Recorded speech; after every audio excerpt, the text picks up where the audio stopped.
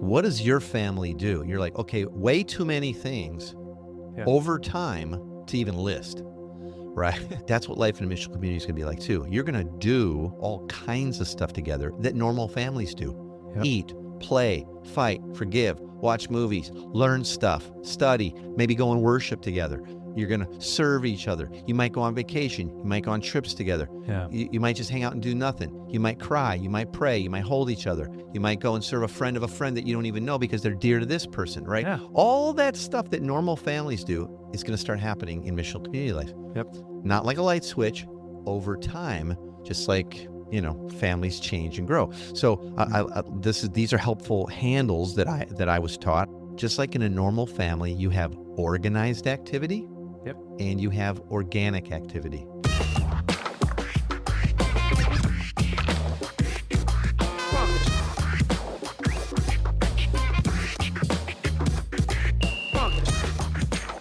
Welcome to the Everyday Disciple podcast, where you'll learn how to live with greater intentionality and an integrated faith that naturally fits into every area of life. In other words, discipleship as a lifestyle. This is the stuff your parents, pastors, and seminary professors probably forgot to tell you.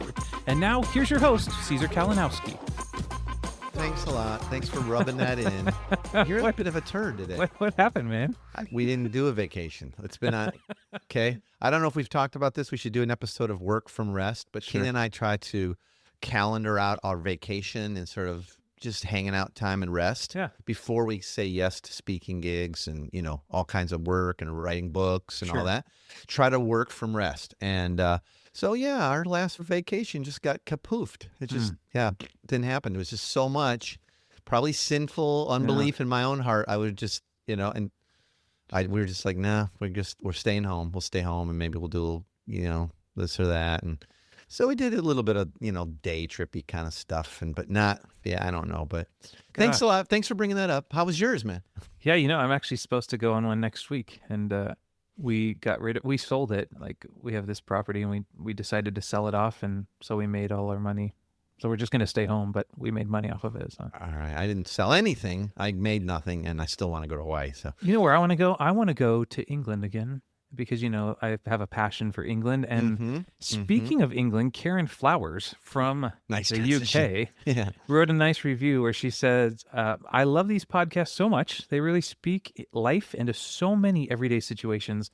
The range of topics is diverse, and I love the casual manner in which these guys bring big ideas into the living room, as it were. That's the way she would say it, I suppose. She said living room, too, so I don't know. That's nice. They call it that over there in the UK. Thanks, Karen. We're going to keep being casual guys that bring big ideas into your living room. Yeah, here's what you get. A cup of tea. You get what you get. This is it. There's no pretense or extra polish here needed or required or available. Sorry. Hey, so I love this. We haven't officially called it a two-part series, but last week, if you haven't listened yet, do missional communities actually work in every setting? And the concept was, of course they do, because it's a family of Christians getting together. It's a family of people getting together. We broke out why, though. Exactly. And maybe what some of the reasons, if you think it can't, might be, right? Yeah. And I've heard tons of excuses like, oh, yeah, we tried it, didn't work. They're like, well, you're not doing it right. Maybe there's some shifts in understanding that need to occur first. Absolutely. And I really believe that. I think there's some foundational stuff that if we don't understand, we'll go, that won't work. Yeah.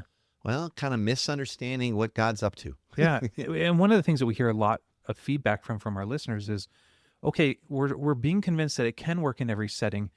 What is it supposed to look like on a week-to-week basis? What do you do? Yeah. What do you do, man? Like, what am I supposed to do? Like, tell me, give me the boxes to check. I'll check them. Yeah. Tell me what are the But there again, we've been sort of pre-programmed to think that, like, what do you do? Well, you go at a certain time and you show up at a certain place and you sit in a certain seat, you sing a certain amount of songs and you listen for a certain amount of time. And you raise your hands a certain amount of time. Yeah. Right? That's just what we're taught. That's how faith works itself out. But as we're gonna dig out here a little bit, that's a missional community being a family. That's not even what a missional community is about. It's not a. I'm going to give us today some real practical do's.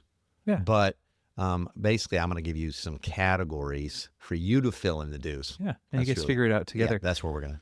So we have a lot of listeners who would admittedly say that they're moving out of maybe a traditional, like, quote unquote, way of gathering or structure, whether it be a missional community or a small group or a community group. Moving towards those kind of things? Yeah, absolutely. Yeah, sorry. Right. How do we go about detoxing in a sense, our mind as we approach this new way of living and being. Yeah. Well, I talked about it a little bit last week, and I'll drop them on us again here in a second. There's some shifts in our focus, things that I grew up so focused on, like, for instance, when I was a kid, we focused on, I have to get everybody to church or I'm a horrible Christian. Sure. And God probably doesn't love me, and in the particular denom and faith practice that I was raised in, and you can lose your salvation. It was horrible. You know what I mean? He's pissed off at so you. I was out seriously door-to-dooring it, with a little leftover Sunday school pamphlets and little coloring things with a verse on the back to my neighborhood kids because, I didn't want to lose my salvation. I don't want to go to hell and all that. So, Sure. because our focus was on sin and it was on doing, and then God's happy. And so I think there are some shifts in our focus that need to happen. And it takes time. Like just in hearing them even doesn't necessarily fix us. But again, I just want to lay out, in case you didn't hear last week's episode, a definition here. A missional community. Okay, so what do you do in a missional community? First off, let's start with the definition. A missional community is a family of missionary servants sent as disciples who make disciples. Okay? And let me just do a little exegesis on that. Let me unpack that a little bit, okay? So a missional community, call what you want, okay? First off, let me just say that. Call it a missional community, call it a small group, call it a community group, call it a go group, call whatever you want to call it, right? But if you're in Christ, this is actually true of you. You're part of a family, okay? If we have the same Father, and He calls us sons and daughters, Jesus says, He considers us brothers and sisters. That makes us a family. Not sort of an analogy of a family. We are a family. Just like, I have 3 sisters. We're part of a family. Like, it's not like, like a family. Sure. Like we are, okay? We just are. However you choose to engage it or not, it's still true of you, okay? So missional community is a family of missionaries. Why is that true of us? Well, it's part of our identity in Christ because think about it. We have a missionary God who right at the first, fall of mankind goes looking for Adam and Eve. Where are you? Yeah. He's on a journey. He sends his son later on a missionary journey to seek and save the lost. That's me. That's us. And then Jesus says, as I've been sent, so I send you. So the church is inherently sent. We're missionaries. Right. Okay. And we've been sent like our Lord Jesus, who came as a servant. Now he said, I didn't come to be served, but I came as one who serves. Well, that's us too. We're servants. Well, I don't know, sitting in a seat and hearing a really rocking sermon I don't get to exercise my identity as a servant very well. Well, you could usher. Well, I could, Ush with the best. Yeah. Yeah. Okay. And then we're family missionary servants sent as disciples who make disciples. Well, is everybody a disciple? Well, if you're a Christian, you are. But most Christians I know have not been discipled and they've not made a disciple, right? And you can't make a disciple, by the way, alone. That's a community sort of team sport. Sure. You can have times when you're alone with someone that you're discipling or they're discipling you, that one-on-one sort of activity, but you'll never make a disciple alone, okay? Right. So again, a missional community is a family of missionary servants sent to make disciples who make disciples, okay? And again, discipleship is the process of moving from unbelief to belief in the gospel, like what's true of God now, what's true of us because of Christ and how we get to live in every area of life. That's the goal. And the reason I lay that out first, Heath, is because understanding who we are, what a missional community is, family missionary servants sent as disciples, to make more disciples, and that's helping people move from unbelief to belief in the gospel, that will then inform what we do. Does that make sense? Absolutely. So I know a lot of our listeners are wanting to say, like, tell us how often we should meet and how long it should be. And I get those kind of questions like, do you eat first? How long does the meal take? Then do you ask 3 questions? Do you ask 2 questions? Then do you do the story of God? Do you do study? How long does it take to do the gospel program? What if people have to leave? It's like, do you pray? Do you pray if there's non-believers there? It's all due to be. And all those are legit questions. Sure. They really, really are. But there again, we talk about some shifts in focus that we need to make. We need to believe our identity and we need to understand what's the mission. Discipleship, the process of helping people move from unbelief to belief. That then begins to speak into, okay, so then as a family, what do we do? Yeah. What will we do? Will it change? We talked last week, like, does every missional community, i.e. family on mission, do they all do and look the same? No, because they're all at different ages and stages of life, different giftings, different preferences. They're in different contexts. It gets late here, it's hot here, it's cold there. All that stuff affects what you'll do. But if you don't first understand your identity and what the mission is, of a missional community, make disciples, then we don't have a foundation. Yeah. Okay, so though I've been in enough missional communities to understand that this is a trick question, but I got to ask it. What do you think a missional community needs to do every single week? All right, it is a trick question. Okay, but here's how I'll answer that. What does a healthy family do every week? Yeah. Like get together. If you got a buddy of yours, he's like maybe considering getting married, and he's like, man, I don't know. What do you do? Yeah. What do you mean what I do? What do you do to be a family? It's almost like meals together. You're like, what? Yeah. So let me just ask you. Let's just play that out. Seriously, as corny as this will seem, since a missional community is a family, what is a healthy family? I like to say a healthy family has, God as their daddy and Jesus as their brother. But how about just your nuclear family? Yeah. What does your family do every week? Yeah, we do meals together every week, right? Every day. Okay. How often do you eat? Every day. Okay. Yeah. Dinner every night together. We spend time Do you eat the same thing every night? No way. Okay. Sometimes Kathleen likes chicken. But like, come on, mix it up, lady. No, but you're not just like, we have pizza every single night. I know. Change it up. Yeah. Sometimes we let the kids decide. Sometimes we decide. Sometimes we kids go help. Out. Yeah. Sometimes they don't want to. Sometimes they do. Like tonight, we're doing make your own pizzas, right? Where the kids got to go pick all the toppings. Oh, I just said pizza, and you're going there. Yeah, I'm going. I am going. Make your own pizza. I love it. Sometimes we try new things. We go out to restaurants we've never been to. Sometimes we make new meals we haven't been. What else besides eating? What do you do? We spend Friday and Saturday together. Friday they have school, but on Friday, Saturday is my off days. Every Saturday morning, we're up doing an activity together. We go out. It's either exploring. It's at the park. We shut our phones off. You guys ever argue? Of course. You ever fight? You ever forgive each other? All the time, man. Right? So, yeah. So you think about, and our listeners are probably picking up on this now, like, what does your family do? You're like, okay, way too many things over time to even list, right? Yeah. There just is. What do you do during the summer? Well, there's sports and there's this. Well, we're out of school. Does your schedule change, or do you force the kids to get up and pretend like it's school? Well, of course not. Not at all. Well, that's why, because there's a different rhythm in that season of life. Yeah. What happens when school kicks back in and school sports and all that, or band camp or this or that? Well, then it changes. Oh.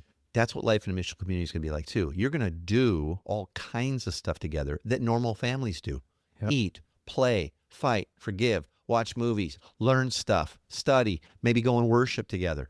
You're going to serve each other. You might go on vacation. You might go on trips together. Yeah. You might just hang out and do nothing. You might cry. You might pray. You might hold each other. You might go and serve a friend of a friend that you don't even know because they're dear to this person, right? Yeah. All that stuff that normal families do is going to start happening in missional community life. Yep.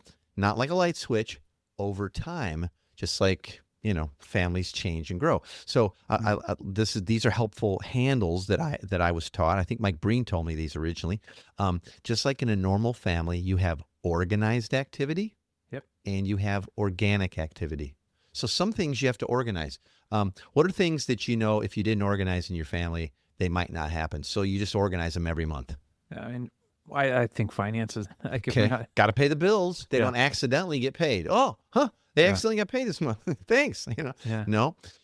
Chores. I mean, that's all chores, stuff, yeah. Homework, laundry. Yeah. All right. There's a handful, but I would venture to say for every organized activity in your family life, there's probably 100 organic things that just happen. Well, it's like I said for dinner. We're having dinner. The organic is, guess what? Everyone's picking their own food, and we're gonna have a fun party tonight. There you go. So just like there's in a family life, there's organized activity. There's also organic. Missional community, there's organized things like, hey, we're going to have family dinner night on Wednesdays. Oh, it doesn't work every Wednesday. Or come fall, so-and-so's got school. Well, let's have family dinner night on a different night. Mm-hmm. Just like we changed it for my kids' soccer, we'll change it for your school now.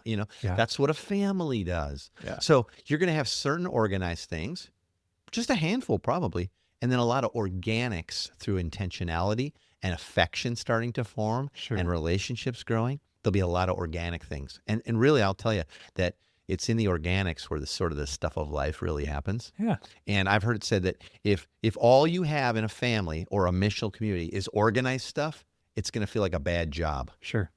But if all you have is organic, like we don't really plan anything. It just sort of happens. Like, hey, what time do your kids go to bed, Heath? I don't know, man. Whenever they feel like it, You pay your bills like on the first. sometimes, man, like, I don't even know if we paid them this month. There's consequences Good for luck. That, yeah. Is that why they're evicting you? You know, it's like, and so if you only have organic stuff, like our missional community doesn't really have a rhythm. We don't like to do any kind of studies. We don't like doing the same thing. Probably if you're only organic, you're not making disciples. Sure. You're probably not maturing disciples, seeing new people of peace come into the family. Yeah. It takes both organized and organic activities to form the rhythms of a family. Sure. Yeah.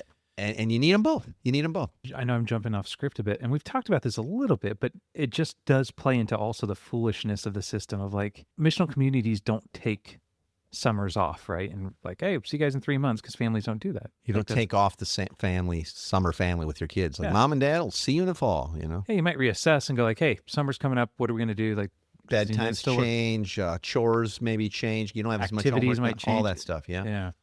So do you think it is wise occasionally to step back, though, and reconsider and reassess the priorities of the group? Or do you think it's not important to worry about that? Should that be on the role only of the leaders to do? Do they naturally adapt and morph over time? Well, again, I'd say, like, you know, let's ask ourselves, what's a healthy family do? Healthy families talk about, like, hey, how was summer, or how was family dinner night this week? You know, we had some pretty deep conversation, and so got a little offended, but then we kind of worked through it. What did you guys think of that? You know? Yeah. And so a healthy family is going to do some reassessing. Like, does our rhythms as a family need to change? Like, hey, we've been getting together and having family dinner night, but there's a handful of us that feel like we really want to do some deep study in the Bible and in the Word. Okay, great. Now, can that happen with those who are interested in that particular book study and not everybody, and be valid? Like, yeah, I don't really have time right now to add another time of study, but you know what? These 6 people in our missional community do. Just like I've had times where I've read a book with my son and we've discussed it over time. Yeah. But my son's, you know, my daughters, they didn't do it. The sisters didn't do it. Sure. Just my son and I did. Did that invalidate it somehow? Was it still not valuable to he and I? Of course not. Yeah. And so, yeah, you reevaluate. You're constantly looking at, there again, back to the question of what's a healthy family do? What are the needs of the family, and how are we preferring one another to meet those needs? Schedule, what's fun, who we're going to serve, how often we're serving, like, what's it costing? How are we paying the bills? Are we collectively covering each other? Are we making sure there's not some people who are like fat and happy and other people are scraping in our family? Yeah. You wouldn't do that. Well, you wouldn't do it in the missional community either. And so, yeah, you're going to do some reassessment. I just want to drop this in before I forget to, is that this ongoing sort of organized and organic that becomes a family on mission together, a missional community. It's not like a light switch, Heath. Yeah. You know, people will often see a healthy, functioning missional community that's very mature, so they've been together for years. Sure. And they'll go, I want that. To me, that's akin to seeing, like, you know, people see Team K right now. Our kids are grown. They all love God. They love people. They're raising babies well. We have a blast together. People see our family and they go, man, I'd like to have a family like that someday, by God's grace. Sure. But you can't say, so I got married yesterday and I expect it to look just like that next week. Good luck. Well, good luck. That's impossible. You don't even know your bride yet or your husband very well. You haven't had any kids yet. You live in a 1-bedroom apartment. You know, it's just a different life, okay? And so, you know, think about it. When you first met Kathleen, right? He's like, oh, kind of like her. You know, she's like, yeah, I like that guy, right? And then you start dating. Yeah. The rhythm changed a little bit because now you start hanging out a little bit versus I knew her from, you know, work, or I knew her from youth group or whatever. And then you get to a point where you're like, I think we're in love, and you get engaged. Oh, so now you start working on the wedding and wedding prep. Okay. And you get married. Oh, now your rhythm changes. You're sleeping in the same bed every night. Yeah. You have a common budget. It's very, very different. Oh, is it wrong? Were you wrong before? Before you were dating, you didn't have a common. No, we weren't married. Different season of life. Okay. Now you have some babies. Yeah. Right. Does life change when the babies come? Yeah. Does it get to? Of course. Should it? Yeah. Then you get to school age, it changes. Then you get to teenagers. Oh, now they're borrowing the car. I don't even have a car. What's going on? I crashed the car. You know. Then you become empty nesters. That's where Tina and I are at. The kids don't live here anymore. Right. And so your missional community is going to have ages and stages of life, just like that. Guess what happened? Now we have grandkids. Now there's a crib over here in this room. And I'm looking right where we're recording right now, because we record at my house. I'm looking at a whole bunch of baby gear and kids' toys. That wasn't here 3 years ago.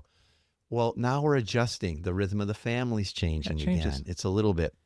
Your missional community is going to be just like that. You will begin to meet the needs and do the things that meet the needs of your family. Remember, all in light of that foundation we laid, making disciples, which is helping people move from unbelief to belief in every area of life.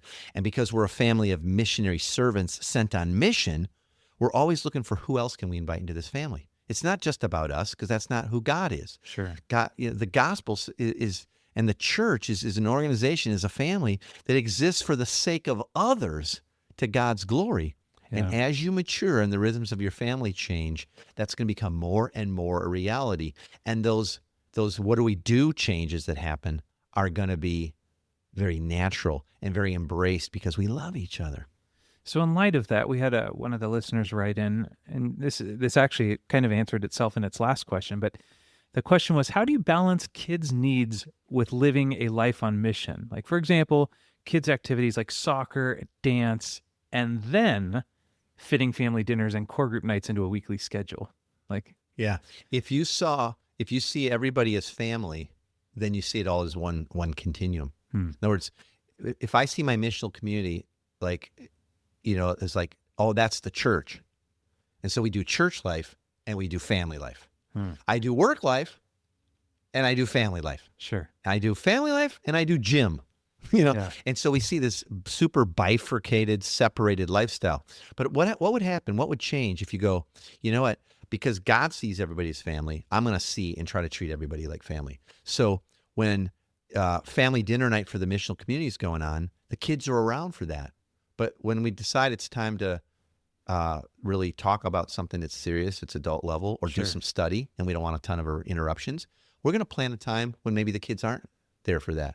Just like if we have a date nights without the kids. Just like you have a date night, or you feel like having some sex, or, or whatnot. Exactly. Right? And so here's what happens. And people will say, very often, they'll say, so what do you do with your kids in a missional community? And what they mean is, what do you do with your kids on the one night a week that you hang out with the people from your church in the thing you call a missional community? Sure. See the difference? Yeah. And it's generally when I hear that question, I go, wait a minute, how often is your missional community hanging out together? Yeah. I'm not talking about everybody all the time, but I'm saying, what's the iteration of family life? How often is it? Oh, we kind of get together on Tuesdays. We take the summers off. Yeah. It's like, okay, so that's not a missional community. That's a weekly meeting. Well, and so if that's all you have, then you're trying to be like the clown car. Yep. I have to do everything on Tuesday nights. We got to eat, we got to pray, we got to study, we got to entertain the kids. So someone will be downstairs doing a little Bible study thing. We're up here, we're doing that, we're watching this. We sang 2 songs, we prayed, we held hands. It's like, wait a minute. You could never, remember a little while ago when I was saying, so tell me some of the stuff you guys do as a family. And you listed off a ton of stuff. What if you had to do that all in one night? Yeah. Good luck. It's Tuesday night. We're going to make pizzas. We're going to pay the bills. We're going to do homework. We're going to go clothes shopping. We're going to do some discipline. We're going to clean the house. We're going to go buy a new car. It has to happen on Tuesday night. How does that all fit? It can't. It doesn't. Because you know what? That's not how family works. Yeah. Well, and I think that's part of this question too, is we've seen it even in some of our missional community aspects, is we try to find even a date to get together, and it's like, okay, well, I'd love to do Tuesday nights. Does that work for everyone? Well, the Joneses over there, Monday, Wednesday, Friday, have kids in soccer, and then, so-and-so has school on Tuesday, and Wednesday, those are very real. Absolutely. Those are very real. But in a family, what do you do? Do you prefer one another? Yeah. Do you bend and say, you know what, maybe we shouldn't do that because that eats into everything else? The truth is, what keeps most people from living on mission and living in a community on mission is self-preference. Yeah. I love me, and I love my schedule and my calendar and my time and my preferences and my stuff way more than I love you and God's glory. I just did. It's just truth. I know that's hard. That's hard language to hear, but I've never seen a group of people who were like, we completely laid our life down for one another, for the sake of the cross, for the sake of Christ, for people coming to understand who God is, be discipled into faith in every area of life, and we just couldn't make it work. Yeah, I just it doesn't work. I've just never seen it. It actually reminds me of an episode we recorded a while back. It was how to say no to things that you might have already said yes to, and that sounds like a lot of mission community situations are like, maybe for the sake of the group, you step back and say, no, I'm not doing this anymore. Tina and I didn't travel this summer, like bare minimum. Like there was like a wedding I had to do, there's a bare minimum stuff. Because we wanted to be in our neighborhood and do all the stuff with the community and neighbors and people of peace and all the stuff that God's like, just, fruit hanging off the trees. And guess what? In previous years, we kind of filled up the summers with traveling because, ministry slows down a little bit in the inboxes. Now's the time to party. Yeah. And so we're like, wait a minute, we are not. So we had to choose to say no to a whole lot of stuff so that we could say yes to what God had for us that's important. and our community. And guess what? Our relationships, man, have flourished, brother, this summer. Across the board. Cool. Across the board. With it does, man, when you're able to take time. All of it. Every bit of it. Yeah. So what do you think that there's got to be some bare basics or maybe even bare minimums that folks in a missional community should look to be doing together weekly or in a rhythm of their family and community life, right? Yeah. I think so. There again, I'm going to keep breaking the mold here. Go back to like, so what would be the bare minimums of a family? You got to eat together.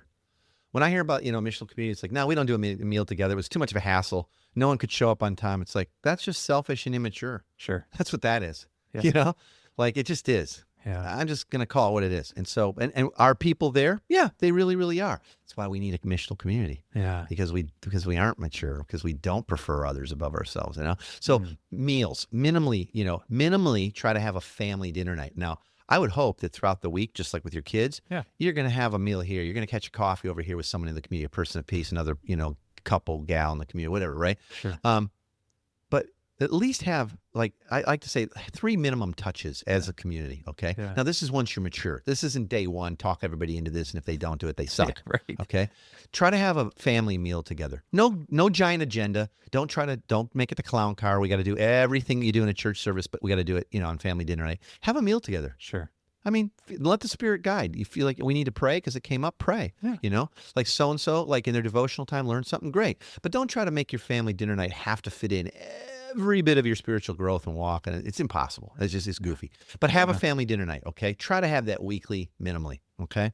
I think that as you mature, to get into triads of like DNA groups where you're meeting one time a week, besides having family dinner night, I'm also meeting with a couple other guys or like women do it with women for growth and accountability. Because when we're having a meal and the kids are going nuts and we're laughing and we're playing YouTube videos and cracking up and we're having fun as a family, not a good time to like, I got to talk to Heath about something, Like there's just something I've seen in his life, and I don't know, the Spirit prompted me to ask him a couple questions. It's like, I'm going to do that in front of everybody, and the kids. I'm like, nah, probably not. So we have these DNA groups. We say, and like live in triads. Now, you're not going to have that day one, but that would be a minimum rhythm, I think, for folks in mission community. And I think also being a part of a larger family gathering or a church service where you get to experience the greater gifts, the collective gifts of your missional community or multiple missional communities or just a church you're part of.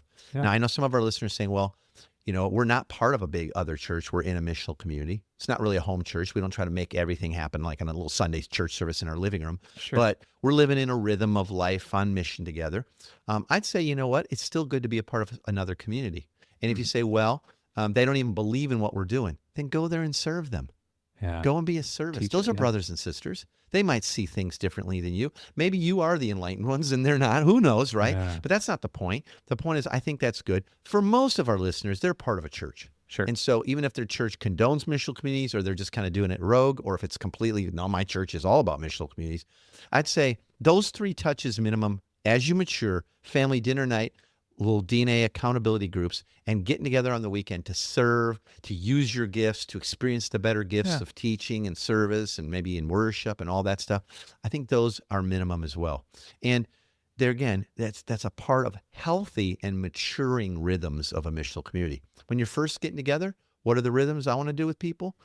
I want to have a meal and I want to get to know their story because I'm looking for where is their unbelief lie? Because what's the goal of this ultimately? Help them move from unbelief to belief in every area of life.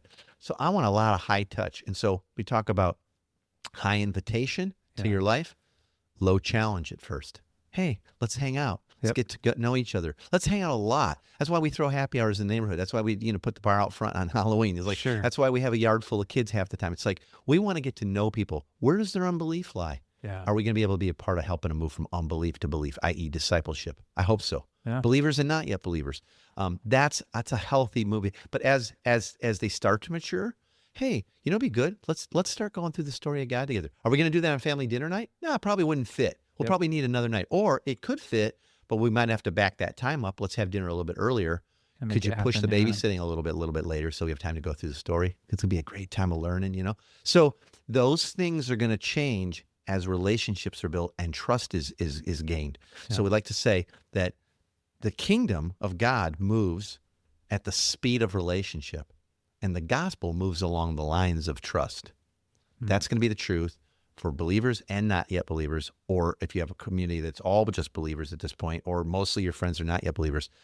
The kingdom of God moves along those lines of relationship, and the gospel moves at the speed of trust. That's good, man. It really does. I'm thinking about people that might be listening now going, how do we get some coaching in this sort of thing? And I know that even last week you said you've got a couple spaces left for some coaching you're doing. Why don't you share about that? Yeah, so I'm constantly in coaching. Okay, we're constantly, but come fall is usually when it starts up, and so we've got a handful of spots still available in coaching, and there's 3 different actually groups of people that we're going to coach to this year. Okay, so I'm just going to real quickly do it. And if you're listening to this, this isn't any kind of a hard sell. It's just we offer coaching to help walk with people. I know in my life the things that have been I've seen the biggest breakthrough in spiritually, emotionally, in my marriage, at work, in ministry, all of it. I've always been tied to someone coaching me, someone mentoring my life. It just has, because you get to all that collective wisdom, or you can just keep muddling through. So here's 3 different sets of people in the type of coaching that maybe people might fall into. Okay. So if you're like just you're a married couple, your parents. And you realize, I don't know that we're really discipling ourselves or our kids very well outside of just going to church. All right. I'd love to coach you on how to move discipleship from Sunday only to like your dinner table and beyond. Okay. Like, I know you're probably, a lot of you listening, you go like, I really want that, but I really don't have a process for doing that. And I know my kids don't. Yeah. And what are they going to reproduce when they get married? So that we're going to take a group of people through that. Another group of people that we're going to coach would be, maybe you're in a small group, you're a small group leader, or maybe you work on a church staff and that's your job. And your problem is like, our small groups, our community is kind of dead and it's pretty inward focused. It's not producing a lot of growth. And so here's what we're going to coach you to is how to move your small groups to vibrant missional communities, everything we have been talking about today, how to have your people living more like a real family. How do we get there? How do we take those organized and organic rhythms and have people, and what do we do when people don't want to do it and all that stuff? We'll coach you through all that, okay? And then the third group we're filling up is anyone who wants to, they already know they want to start or maybe restart missional communities from scratch, but they want to do it this time with health. They want to do it correctly, and we can help you either start or relaunch a missional community from scratch. And we'll start right at the beginning with you. And over the course of several months, we'll help you get all the right rhythms in place and some core teachings and tools that'll be yours then for life. So if you're interested in coaching at all, I'd love to coach you. There's not a lot of slots. Sure. To fill up quick. But if you want to get into some coaching over the next several months with us, you got to pretty much act now. Yeah. Right? The way you do that is by going to everydaydisciple.com/coaching. While we're giving out links, let's get to the big 3 for this week. Yeah. You get this free download this week by going to everydaydisciple.com/big3. And these are the big 3 takeaways we want you to walk away with, if nothing else, from this episode. Caesar, what are the big 3 for this week? Okay, I'm going to go through them pretty quick because I ran a little long here. Sorry. First one, a missional community is not a weekly meeting. Okay, so when you're like, what do we do? What do we do? It's not just a weekly meeting. If you're trying to fit everything into one night or something, or 2 hours, well, you're not gonna. So enjoy that, but it's not a missional community. A missional community is a family of missionary servants, like we said, sent to make disciples who make more disciples. Yep. So helping each other and new people of peace move from unbelief to belief in the gospel, that's the goal. Okay, and that takes a pretty high intentionality for that to happen. So we don't just become nice people who run a Christian social club out of our homes once a week. Sure. Okay, that's not the goal. Okay. Second thing, don't miss this. God has always desired to have a family that would represent who He is and what He's like to the whole world. That was what was going on with Israel. And they got all inward focused. It was all about the temple, and they were like excluding outsiders, and that was the fall, right? And so this is what it means when the Bible says that God desires to fill the world with His glory. Okay, our time spent as a family, inviting others to walk in the ways with Jesus, with us, to eat with us, to serve with us. That's how people are going to best experience life in Dad's household, the kingdom, and what He's really like. And that's always been His desire. Okay, so don't miss that. Third, structuring your missional community like a family with family rhythms takes into account the needs of everyone. So a few organized family rhythms will perpetuate and facilitate all kinds of organic opportunities to be a family, God's family, and do a lot of normal life stuff together. So don't overcomplicate things. Keep asking that question that I've asked over and over today. What would a healthy family that has God as their daddy and Jesus as their brother be doing? That'll answer your questions. Yeah. Thank you for those big three. And again, if you want some coaching, how to really start to implement this and what are the first steps and how do I invite people to even do this and all that, I'd love to do that. Again, everydaydisciple.com/coaching, and you get some information there and fill out a little form and we'll try to get you started. That'd be awesome, man. What a good time. So again, if you want the big three, you get those by going to everydaydisciple.com/big three. The coaching is everydaydisciple.com/coaching. We also want you to join our Facebook group. That's where Caesar and I jump on there, as well as the rest of you guys, you smart folks out there, and go back and forth on topics. And every week we post the new episode and have a bit of a discussion there. You can get there by going to Facebook, up in the search bar, typing in Everyday Disciple Podcast. Caesar or I will approve you. As long as you're not a total jerk, we let you stay in the group forever and contribute. Thanks for joining us today. For more information on this show and to get loads of free discipleship resources, visit everydaydisciple.com. And remember, you really can live with the spiritual freedom and relational peace that Jesus promised every day.